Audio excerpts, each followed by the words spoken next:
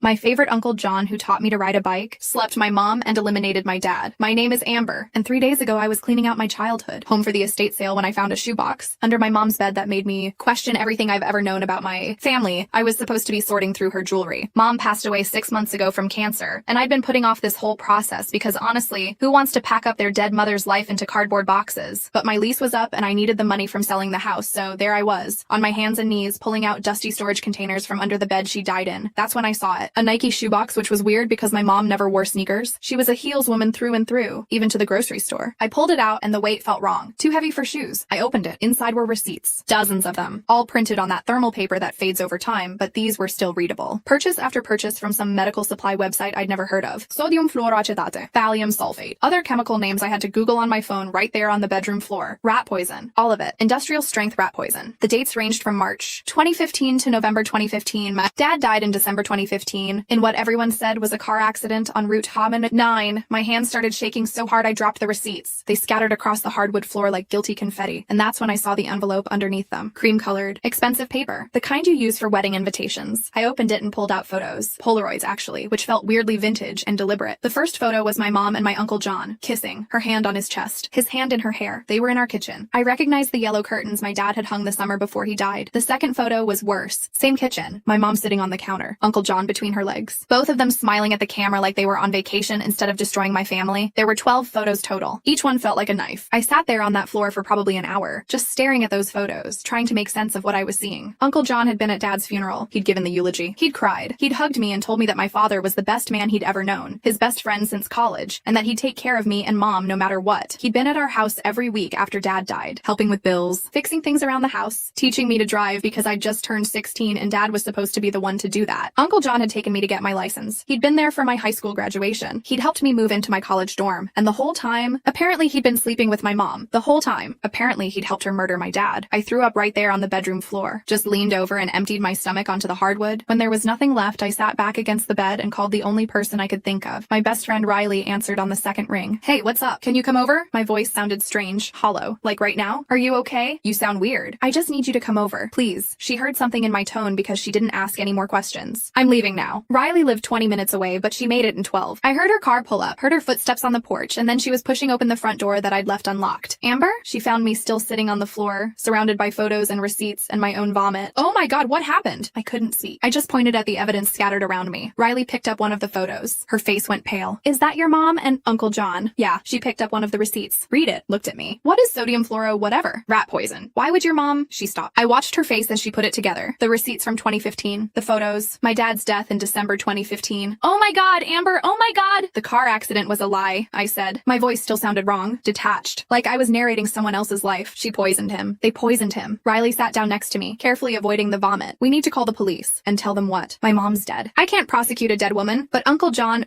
what? He's in these photos, sure, but his name isn't on any of the receipts. A decent lawyer would argue he had no idea what Mom was doing, that maybe she was the jealous one, maybe she killed Dad to be with John, and John was just an innocent affair partner. That's insane. Is it? I picked up one of the receipts. All of these are in her name, her credit card, shipped to this address. There's nothing here that directly ties John to the murder except the affair. And last time I checked, adultery isn't the same as conspiracy to commit murder. Riley was quiet for a long moment. So what are you going to do? That was the question, wasn't it? What was I going to do? I thought about my dad, really thought about him for the first time in years. I'd been 16 when he died. At that age where you're kind of self-absorbed and your parents are just annoying obstacles to your social life. I'd been mad at him that last month because he wouldn't let me go to a concert with my boyfriend. We'd fought about it at dinner the week before he died. The last thing I'd said to him was, I hate you, when he grounded me for sneaking out. And then he was gone, and I never got to take it back. The funeral was closed casket. They said the accident was too severe, that it was better to remember him as he was. I'd accepted that explanation. Everyone had. Why wouldn't we? People die in car accidents every day, but now I knew the truth. There was no accident. My dad had been systematically poisoned for 9 months. He'd been getting sicker and sicker, and we'd all thought it was stress from work. He'd lost weight. He'd been tired all the time. He'd started having tremors in his hands. Mom had taken him to doctors. She'd been so concerned, so worried. I remembered her sitting at the kitchen table with a notebook, tracking his symptoms, researching possible causes. She'd known exactly what was causing them because she was the one doing it. And when the poison finally killed him and they found him unresponsive in his car on the side of the highway, everyone just assumed his heart had given out and he'd crashed. The coroner ruled it cardiac arrest. Case closed. I need to see the autopsy report, I said suddenly. Riley looked at me. What? Dad's autopsy report? If they did one. They must have done one if he died and they needed to determine cause of death for the insurance, right? I guess? But how are you going to get that? I'm his daughter, his only surviving family member. I have a right to request it. That was the first action I took, the first step in what would become a 6-week obsession with uncovering exactly what happened to my father. I called the medical examiner's office the next morning. The woman on the phone was sympathetic but firm. Yes, they still had the file. Yes, I could request a copy as next of kin. No, it wouldn't be quick. There was a process, paperwork, a waiting period. I filled out every form they sent me. I paid the processing fee, and then I waited. While I waited, I did something else. I called Uncle John. Amber. He sounded happy to hear from me. Why wouldn't he? As far as he knew, I was just his dead best friend's daughter, the girl he'd helped raise after her father's tragic death. How are you doing? How's the house sorting going? It's going, I said, keeping my voice neutral. Actually, I found some of Mom's old stuff, and it got me thinking about Dad. I realized I don't know much about his life before I was born. You guys were college roommates, right? Best years of my life, John said, and I could hear the smile in his voice. Your dad and I got into so much trouble back then. I'd love to hear about it. Do you want to grab coffee sometime this week? I could use the distraction from all this estate stuff. We made plans to meet at a cafe near his office on Wednesday. That gave me 3 days to prepare. I spent those 3 days doing research. I started with the poison, sodium fluoroacetate and thallium sulfate. I read medical journals. I watched videos. I learned that both substances cause symptoms that mimic natural illness, heart problems, neurological issues, digestive distress. If administered in small doses over time, they could kill someone slowly while looking like natural causes or stress-related illness. I also learned that they're detectable in autopsy toxicology reports. If someone had bothered to look, the question was, had anyone looked? Wednesday came. I met Uncle John at the cafe. He hugged me when he saw me, and I had to force myself not to flinch. This man had been a constant in my life for 6 years after Dad died. He'd been at every birthday, every Christmas, every graduation. He'd been there when Mom got her cancer diagnosis. He'd helped me take care of her through chemo. He'd held my hand at her funeral, and the whole time, he'd been keeping this secret. We ordered coffee and sat at a corner table. John smiled at me. So what do you want to know about your old man? I pulled out my phone and pretended to look at notes. Well, I was going through Mom's stuff and I found some old photos. You, Dad, and Mom at various parties and things. It looked like you all hung out a lot even after college. We did. Your parents were my best friends. Were you at their wedding? Best man. His smile widened. Your dad was so nervous he dropped the ring. I had to catch it before it rolled into a grate. That's funny. Mom never told me that story. Something flickered across his face. Just for a second. Well, your mom liked to remember things her own way. Interesting. What does that mean? Nothing.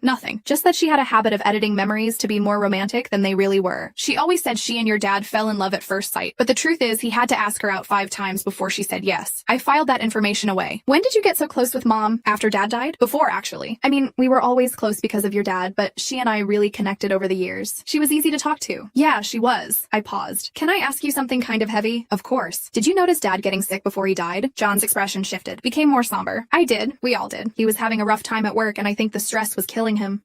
Interesting choice of words. Mom was really worried about him, I continued. She took him to a bunch of doctors. She did everything she could. Do you think the doctors missed something? Like, could there have been something wrong that they didn't catch? John leaned back in his chair. Why are you asking this? Because I'm 22 and I just lost both my parents. Dad at 16, Mom at 21. I'm trying to understand if there's something genetic I should worry about. Dad died of a heart attack and Mom had cancer. Should I be getting screened for things? The lie came easily. Too easily, John's face softened. Oh, Amber, I don't think you need to worry about that. Your dad's death was an accident and your mom's cancer was environmental, not genetic. You're going to be fine, but Dad was having heart problems before the accident, right? That's what caused the crash? The doctors thought so, yes. Did they do an autopsy? They did. And it showed heart failure? John shifted in his seat. Amber, why are you digging into this now? Your dad died 7 years ago. Because I want to understand what happened to him. What happened is that he had a heart attack while driving and crashed his car. It was tragic, but it was an accident. Did you read the autopsy report? No, but your mom did. She told me what it said. Of course she did. I changed tactics. How often were you at our house before Dad died? I don't know. Few times a month. Your dad and I would watch football together, or I'd come over for dinner. What about after Dad died? More often. Your mom needed help and you were just a kid. Were you there every week? Most weeks, yeah. And you and Mom got close during that time. It wasn't a question. John's jaw tightened slightly. We supported each other through grief. Right, grief. I let the word hang in the air between us. John studied me across the table. Is there something specific you want to ask me, Amber? This was it. The moment. I could confront him right here with what I knew, watch him squirm, demand answers, or I could keep playing dumb and gather more information. I chose the latter. No, I said, forcing a smile. I'm just processing a lot. Losing Mom brought up all these feelings about losing Dad, and I guess I'm trying to make sense of everything. John's expression relaxed. That's completely normal. Grief isn't linear. We talked for another 20 minutes about safe topics. His job, my plans now that college was done, the housing market, and the whole time I watched him, looking for cracks in his facade, signs of guilt or remorse. There were none. He was perfectly comfortable, perfectly normal. Either he was innocent or he was a sociopath. When we parted ways, he hugged me again and told me to call him if I needed anything. I smiled and said I would. Then I went home and threw up again. The autopsy report arrived 4 days later in a manila envelope marked confidential. My hands shook as I opened it. The report was 30 pages long, full of medical terminology I had to look up, but the important parts were clear enough. Cause of death, acute myocardial infarction, heart attack. Contributing factors, chronic stress, poor diet, lack of exercise. No toxicology screen had been performed. That was the key. They'd looked at a 38-year-old man who crashed his car and had a history of stress, and they'd assumed heart attack without digging deeper. Why Why would they? There was no reason to suspect foul play, but toxicology screens can be performed posthumously if you exhume the body. I sat with that thought for a long time. Did I really want to dig up my father? Did I really want to know for certain? Yes,